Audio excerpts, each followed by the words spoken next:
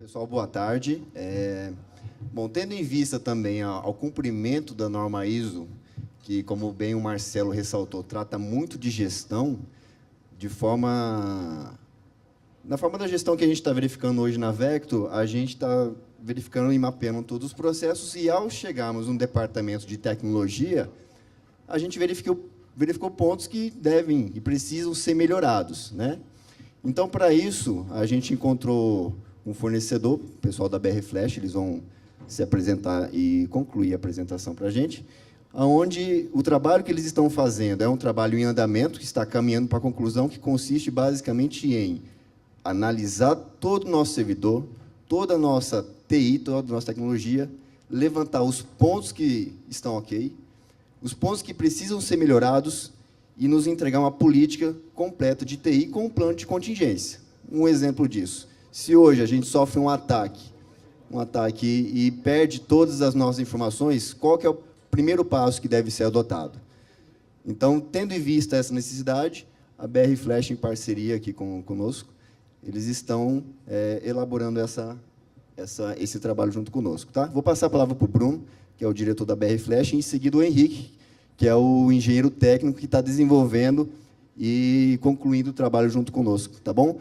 Só uma última coisa, nós vamos focar hoje num detalhe, num ponto que nós já estamos trabalhando para melhorar, que a gente acredita que é um ponto que pode acontecer na empresa de vocês, que é sobre o acesso remoto. Tá bom? Obrigado, Henrique. Boa tarde, pessoal, senhoras e senhores. Uma troca de informações aqui, uma troca de conhecimento, né? Como o Henrique falou, meu nome é Bruno Flecha, eu sou diretor na BR Flecha. Nós trabalhamos além da parte de infraestrutura, manutenção de rede, mas o nosso foco principal aí é a parte de segurança. E uma coisa que eu falo muito, como se fosse uma missão nossa da BR Flecha, é que a BR Flecha ela existe para que a reputação da empresa de vocês, dos clientes de vocês, e especialmente a de vocês, não seja destruída da noite para o dia. Histórias de 20, 30 anos, simplesmente atacadas por profissionais. Aí, achei bastante interessante que eu vejo que já existe a preocupação, o fomento da necessidade de se estruturar um planejamento. Eu não vou entrar no detalhe da nomenclatura, né? Mas, por exemplo, os hackers são pessoas que têm um plano, estão preparadas para atuar nesse meio, né? A gente não pode negligenciar ou tiver uma atuação um pouco mais simples, né, de que o nosso defensor, nosso atacante, ele não está brincando, ele não está tendo atitudes. Aqui em Brasília, o GDF, semana passada, foi atacado. Como vocês são contadores, vocês viram que o INSS, há poucas semanas atrás, ficou fora do ar, eles sofreram um ataque também. Então, eu venho colocar nesse ponto o profissional que cuida dessa área. Que tipo de profissional a gente precisa qualificar? Né? Qual que é o profissional? A gente tem um profissional operacional, cara, o que eu vi até que vocês estavam falando, que é aquela pessoa que vai cuidar da TI de vocês, que vai formatar os computadores, vai dar uma gerenciada na rede. Fazendo analogia com a parte da saúde, é o clínico geral. A parte da segurança é o neurocirurgião. O clínico geral precisa indicar vocês para o neurocirurgião para ele poder atingir. Na hora que você tem um problema, você precisa de uma dificuldade, você precisa ter um plano, você precisa contar com um profissional qualificado. Quem que vai para a cirurgia e fala assim, não, eu vou ter um cirurgião qualquer, eu vou na... Qualquer um serve. Não, qualquer um não serve. Que tipo de profissional hoje a BR Flecha contrata, digamos assim, de uma maneira geral? São engenheiros, estudaram 5 anos na faculdade. Eles saíram da faculdade, estão prontos para atuar no firewall dos clientes da BR Flecha? Não. Eles entram na BR Flecha como trainee, começa um processo demorado, longo, para a gente testar a parte ética, a parte moral desse profissional. Ele passa por um longo período de teste e treinamento, depois de formar, depois de 5 anos de uma faculdade de engenharia de rede, engenharia de condução, que não é fácil. Hoje, a BR Flecha tem vários clientes em vários segmentos. Um dos clientes da BR Flecha aí é a Receita Federal, o firewall da Receita Federal é protegido pela BR Flecha. Nós temos um hospital também como cliente da BR Flecha, são vários clientes em vários setores. Não que cada cliente seja mais ou menos importante, mas o que eu tenho para dizer é que todos os clientes da BR Flecha, da Receita Federal, usam, digamos assim, o mesmo fabricante do firewall. O que muda é o tamanho da caixa. A inteligência, o software que roda na Receita Federal, roda nos clientes da BR Flash. É esse tipo de solução que a gente recomenda para os clientes. Isso vai te dar um respaldo muito maior. Na hora que você precisa de ter um plano, na hora que o prédio pegou fogo, na hora que você infartou, você quer entrar dentro do seu hospital, você quer encontrar um médico qualificado que possa te atender. Né? Uma coisa que a gente sempre fala, você fazer a prevenção, você contratar um plano de contingência, você ter uma estruturação, é muito mais barato. É muito mais barato do que você chegar no dia seguinte, fui atacado. Se a gente soubesse que a gente ia ser atacado, a gente não saía nem de casa, não tinha nem ligado os computadores. Você colocar um cadeado na porta é muito mais barato que você ter que reconstruir o portão. Qual que é o custo para as empresas? Né? Hoje está todo mundo baseado em TI, está todo mundo com os dados. Se os computadores pararem, a gente para também. Né? A gente chega a essa metodologia, né, do PDCA, acho que a maioria dos senhores conhecem, né? A gente desenvolve em cima de um plano, a gente faz o teste. Isso é uma coisa importante, né? Eu fico brincando, o bombeiro ele passa lá o tempo inteiro treinando. A gente testa o plano se funciona. Quais são os gaps? O que a gente precisa trabalhar mais? Quais são os pontos vulneráveis? Quais são os pontos tão bons, mas precisam ser melhorados? A parte de inovação é uma coisa constante. Quando eu entrei lá na faculdade em 1999, tem livro meu que você pode rasgar. Mudou tudo. Então, a gente precisa estar preparado, a gente precisa estar na vanguarda, e a gente precisa ter profissionais qualificados. Então, a avaliação de todo TI é um trabalho que eu até estava falando com o Henrique, muito, muito representativo. Eles estão um passo à frente mesmo na parte de inovação, né? E precisa de uma coragem de colocar a sua estrutura para ser auditado por uma empresa de fora. Né? Você precisa estar pensando em inovação, você precisa estar pensando nesse próximo passo. E agora, o que a gente precisa para a gente avançar? Né? E, com certeza, você pensar na continuidade da sua empresa é um passo muito importante. Eu queria chamar aqui o Henrique, ele é um engenheiro nosso, está coordenando esse projeto aí, é muito interessante. Boa tarde, senhores. Bom, meu nome é Henrique, eu sou engenheiro na BR Flecha. Eu fui um dos responsáveis por fazer vários testes lá na Vector. Hoje, aqui, como o Henrique estava conversando comigo, ele falou que na reunião passada de vocês, levantaram-se alguns pontos que todo mundo ficou bastante preocupado. Então, eu resolvi falar a outra parte. Como que a gente faz para se prevenir daqueles pontos que foram falados na reunião passada. Então, eu vou falar um pouquinho de segurança em linhas gerais, os aspectos mais importantes. Essa aqui é a nossa agenda para hoje. Então, nós temos 5 objetivos. O primeiro é falar sobre o tripé da segurança. Vou falar rapidinho. Esse tripé ele é formado por 3 fatores bem importantes, que é o firewall, o antivírus, ou endpoint, que já é o termo mais atual, e eu vou falar um pouquinho da diferença. O backup, e aqui a gente fecha o nosso tripé da segurança. E, por último, eu vou falar 9 coisas, 9 pequenos passos, que cada um de vocês pode fazer hoje na sua empresa para prevenir uma ação de ransomware. E por que eu vou falar de ransomware? Por que não de qualquer outro tipo de ataque? De longe, o ataque de ransomware é o ataque mais poderoso que a gente tem hoje em dia em TI. A gente tem visto aí inúmeros exemplos de órgãos públicos, hospitais, enfim, todos os tipos de agências afetados por esse vírus. Então, o ransomware, falando bem rapidinho, o que ele faz? Ele faz uma coisa que, antigamente, né, os antivírus viam isso como uma coisa ótima. Ele pegava o seu arquivo e protegia ele, colocava uma senha muito, muito forte. E, para você quebrar essa senha, hoje em dia, um computador não consegue quebrar. Então, olha só que coisa legal, ele coloca uma senha muito segura, só que ele te pede para você pagar por essa senha. Então, ele sequestra os seus dados. Esse tipo de ataque, de longe, é o ataque mais preocupante hoje em dia. Vou falar algumas coisinhas que nós podemos fazer hoje para nos prevenir sobre ele. E todos esses 3 pilares da segurança também são, claro, se a gente está se preparando para o pior, logo, automaticamente, a gente também está se preparando para o mais simples. Então, como eu falei, esse tripé da segurança ele é formado pelo firewall, pelo antivírus e pelo backup. Então, a gente começa falando um pouquinho de firewall de próxima geração. O Gartner ele dá um conceitinho de firewall de próxima geração. O firewall de próxima geração ele se difere um pouco do nosso firewall tradicional, porque ele tem uma inteligência a mais, ele traz uma inspeção a nível de aplicação.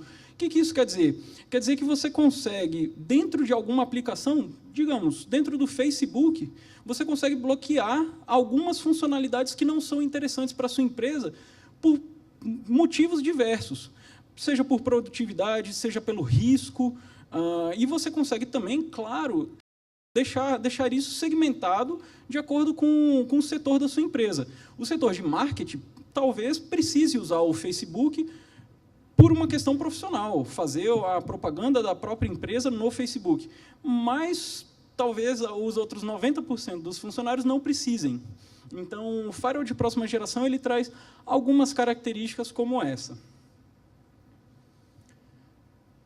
Então, aqui, algumas características de firewall e o porquê dele ser tão importante, por que toda empresa deveria ter se está preocupada em segurança da informação. A primeira coisa que ele vai fazer é bloquear portas, serviços e hosts. O que são hosts? Hosts são as máquinas mesmo. Então, a gente pode falar que determinada máquina não acessa determinada coisa. Portas são, no nosso portão com o ambiente externo, na verdade, nós temos 65 mil portas que nos conectam à internet. Então, o firewall, a principal função dele é fechar essas 65 mil portas. Então, a gente já percebe um leque de opções para os invasores. Filtro de conteúdo. Firewalls de próxima geração também possuem um filtro de conteúdo no qual ele é capaz de perceber se aquele site é ou não malicioso e se ele está ou não de acordo com as políticas da minha organização. Então, com um clique, eu consigo bloquear, por exemplo, um site de conteúdo erótico, eu consigo bloquear com um clique site de busca de emprego, controle de aplicações, como eu tinha falado anteriormente. A gente pode, de repente, falar assim, olha, aqui na organização não se pode usar o WhatsApp. Ou então, não, pode usar o WhatsApp para trocar mensagem, mas a gente não pode usar o WhatsApp para receber foto e vídeo, alguma coisa assim. Então, controle de aplicação. Em seguida, outro fator bem interessante é a integração com antivírus. Isso aqui nos dá um gerenciamento em uma tela só. Então, olhando para uma só ferramenta, eu tenho todo o controle da minha segurança, não só de firewall, mas também de antivírus. Consigo verificar algum tipo de ameaça. Relatórios. Não adianta o firewall entregar e o profissional de TI se reunir com os diretores, mostrar relatórios que não trazem dados mensuráveis, trazem dados complicados de serem lidos. A gente precisa saber se a nossa internet está boa ou se a gente está pagando caro, a gente não está usando, ou a gente está precisando de mais link. É através de um relatório de firewall que a gente vai conseguir isso. A gente percebe que a função dele é muito ampla. Obviamente, proteção contra ataque de todos esses pontos falados anteriormente, e também o nosso ponto talvez mais importante aqui da tarde, que é o acesso remoto. O acesso remoto ele é uma porta, comumente ele é feito pelo acesso remoto do Windows, o RDP, e ele tem uma porta bastante conhecida por qualquer profissional de TI, ou não, às vezes o profissional que é um pouquinho mais curioso, só de ouvir falar a porta 3389 vai saber que essa é a porta do acesso remoto. E essa porta, por ela ser uma porta muito usada, hoje em dia todo mundo está fazendo home office, ou acesso do escritório do cliente, alguma coisa assim. Então, ela se tornou uma porta muito vulnerável.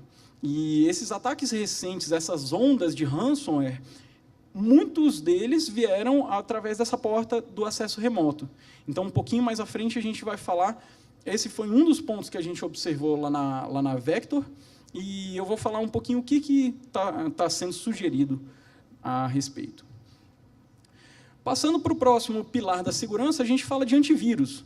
E aí, como eu tinha falado, antivírus, hoje em dia, ele já tem até uma outra nomenclatura, que é endpoint. O endpoint ele se difere um pouquinho do antivírus, porque você consegue agregar funções que são bastante interessantes, como o bloqueio de pendrive.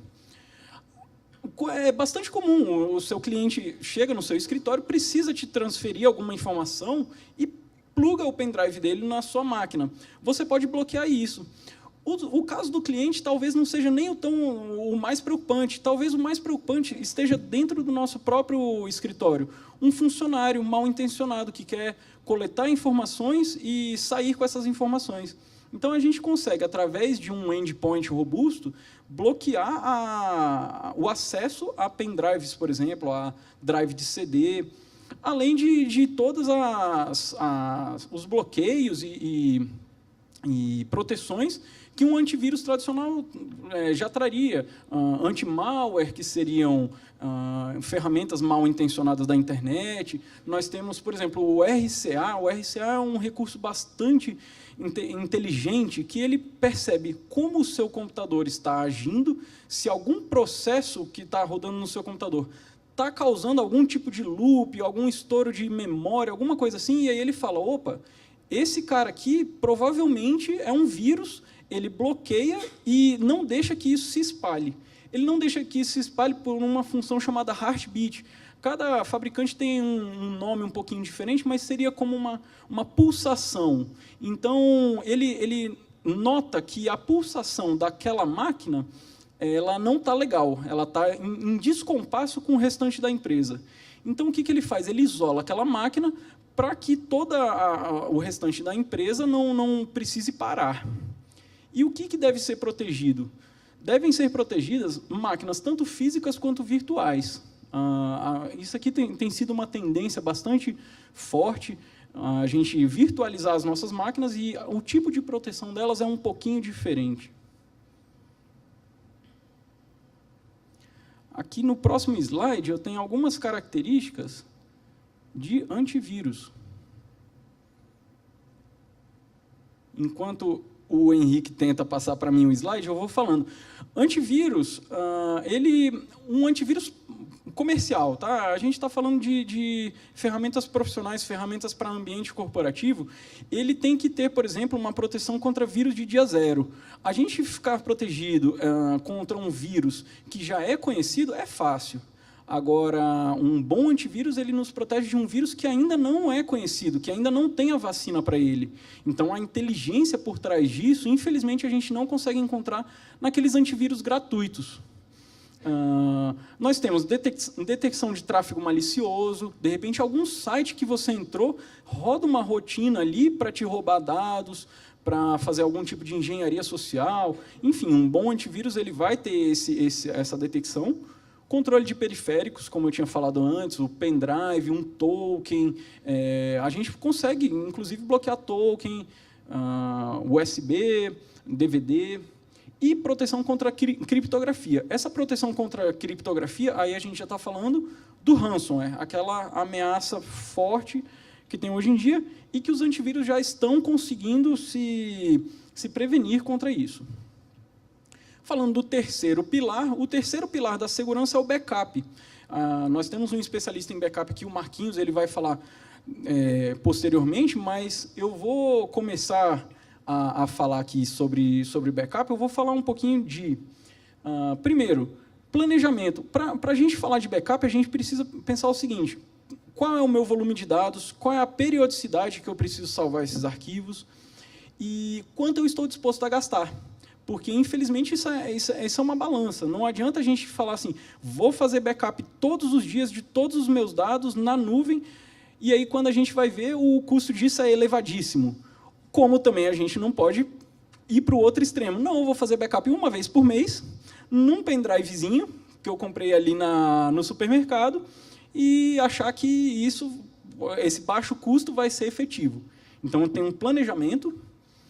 Em seguida, temos métodos, e não sei se vocês conseguiram reparar, mas eu dei uma enfatizada no S, porque os métodos de backup são bem importantes. A gente precisa, quanto mais métodos de backup a gente consegue agregar, melhor. Então, a gente tem o backup físico. O backup físico, vantagens, ele é rápido, ele é barato.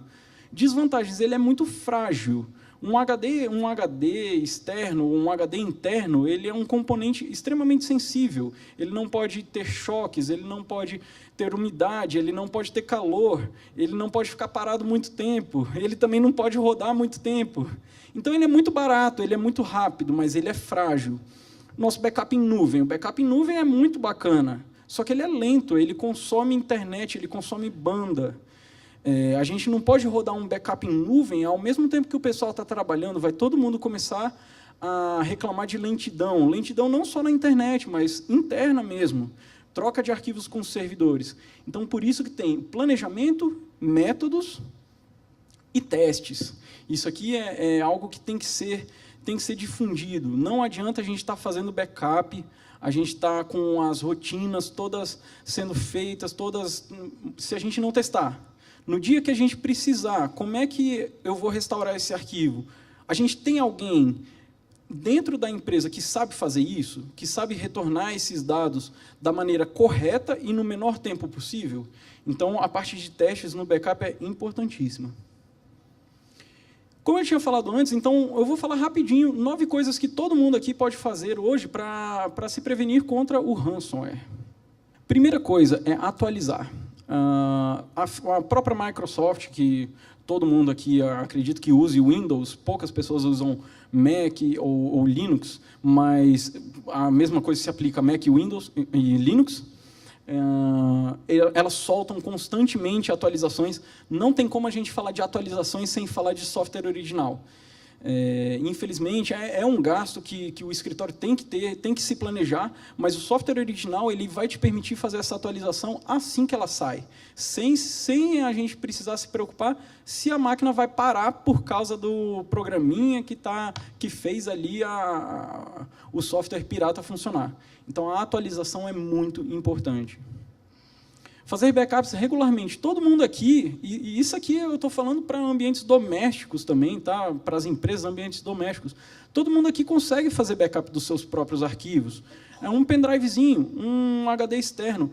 HD e pendrive é o componente de informática mais barato. Não tem nada mais barato, tirando mouse e teclado, mas não tem nada mais barato do que HD. Compra um HD, faz o seu backup manual mesmo. Você já está se prevenindo contra ransomware. Habilite a extensão dos arquivos. Isso aqui é muito importante. Tem como a gente mudar o ícone dos arquivos e você achar que está abrindo um arquivo do Word, sendo que, na verdade, ele é um arquivo executável que vai fazer alguma rotina maliciosa dentro da sua empresa ou dentro da sua casa. Então, habilite a extensão dos arquivos. Abra arquivos JavaScript no bloco de notas. Com um pouquinho de conhecimento de inglês, você consegue entender mais ou menos o que esse arquivo vai fazer.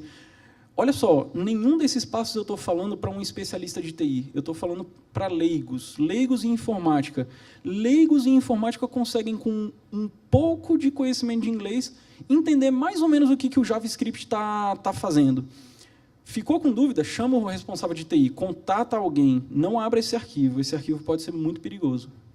Não habilite macros em documentos recebidos por e-mail, ou talvez nem habilite macros. As macros no pacote Office são um ponto de vulnerabilidade muito forte. Se alguma planilha da sua empresa ou algum banco de dados Access, alguma coisa assim, habilita macros, cheque isso com o seu profissional de informática. Cheque o que essa macro está fazendo e se ela é realmente necessária, se a gente não pode substituí-la por algum outro tipo de procedimento, mesmo que mais mecânico e mais manual. Seja cauteloso com anexos.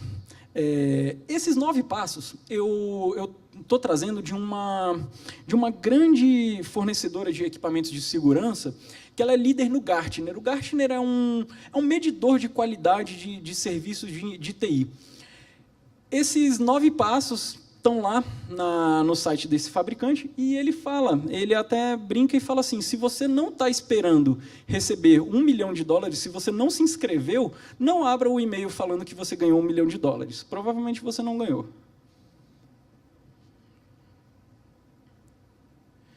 Não tenha mais poder do que você precisa. Isso aqui quer dizer o seguinte, se você não é um profissional de TI, não tenha privilégio de administrador na sua máquina. E mesmo para quem é da área de TI, a recomendação é que você tenha 2 perfis de usuário. Um perfil comum de usuário que não pode abrir nada, não pode instalar nada, e um perfil de administrador. E se você não é administrador, não tenha mais poder do que você precisa.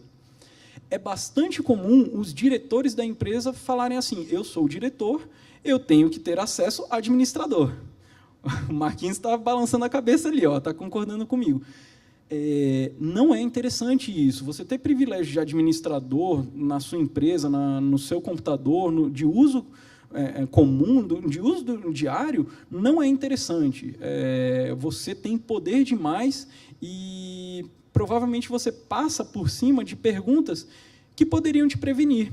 Você não é perguntado se você quer mesmo fazer tal coisa. Você simplesmente, por ser administrador, clica e a coisa acontece. Então, não tenha mais poder do que você precisa. Fique em dia com as questões de segurança da sua companhia. Assim como, se muda a forma de ingresso no seu escritório, digamos, amanhã a gente contrata um segurança que vai ficar na porta pedindo a identidade de cada funcionário. Você vai saber disso antes. A companhia vai conversar com você, você vai conversar com a companhia. Da mesma forma, a informática tem que fazer com os funcionários têm que ouvir, prestar atenção e ficar atento a esse tipo de novidade, de questão de segurança. Se você recebe um e-mail da sua companhia falando procedimentos de segurança, seja atento a ele e siga ele com atenção. E, por último, de novo, atualize. Atualize seu sistema. A maioria das atualizações do Windows, eu não estou nem falando de antivírus, não estou falando de firewall, eu estou falando de atualização do sistema operacional. Ela pode te dar um bom respaldo quanto a ransomware. A Microsoft lança isso periodicamente e é muito importante que nós tenhamos os sistemas atualizados. Agora, entrando um pouco no estudo de caso lá da Vector, esse quadro aqui, ele tem pontos de melhorias que foram avaliados até o momento.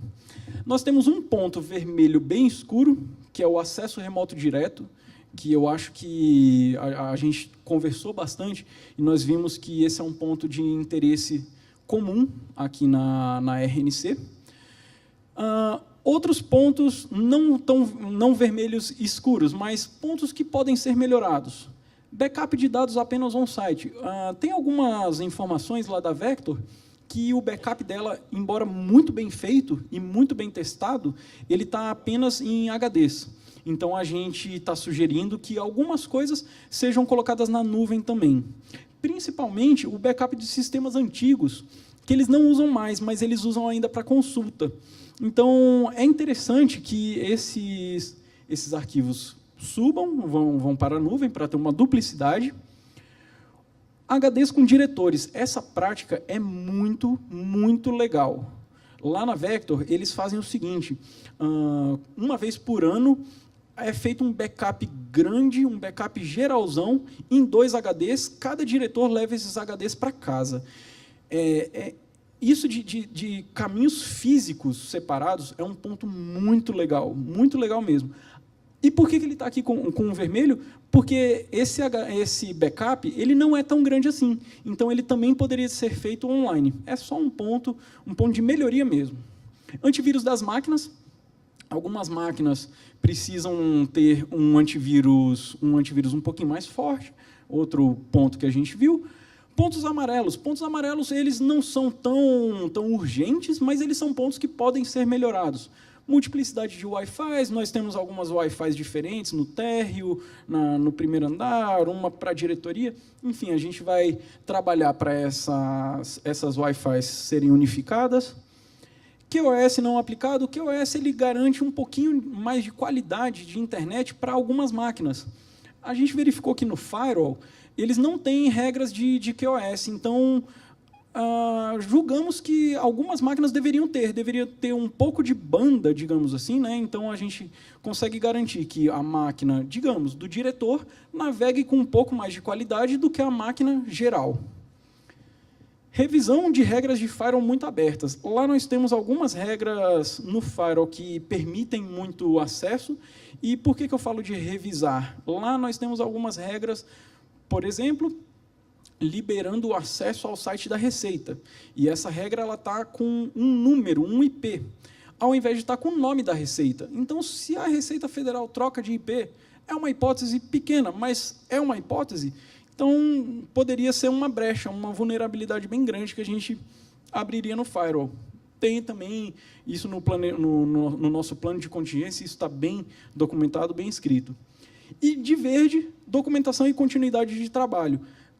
Nós estamos atualizando alguns documentos da Vector, da área de TI, para que hoje nós temos um excelente profissional da área de TI na Vector, mas, no dia que esse profissional se ausentar, tirar férias, abrir uma empresa, enfim, sair da Vector, outra pessoa precisa pegar essa documentação, ler rapidinho e já saber como tudo funciona. Então, a gente está dando uma atualizada nessa documentação.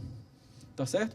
Voltando, então, ao nosso ponto vermelho, acesso remoto direto, que eu acho que interessa muito aos senhores. Então, como ele é feito hoje? Hoje, ele é feito pela conexão de área de trabalho remota, o RDP. Praticamente, acredito que todos os senhores conheçam essa tela. Como é que a gente consegue chegar até essa tela? Essa tela ela é feita da seguinte maneira, no escritório dos senhores também. Tá? No firewall ou no dispositivo que te conecta à internet, você abre essa porta, que é a 3389, ou redireciona ela para alguma outra porta, e é isso, essa porta está aberta.